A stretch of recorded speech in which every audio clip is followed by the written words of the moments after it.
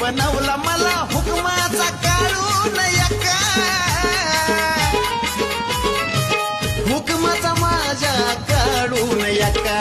तळमळ मनाची बाळ साजनाची तळमळ मनाची बाळ साजनाची लेखनी नाही कधी खोटी लेखनी नाही कधी खोटी काळूबाई उभी होती पाठी ग म्हणून झाली माझी सारी भरभराटी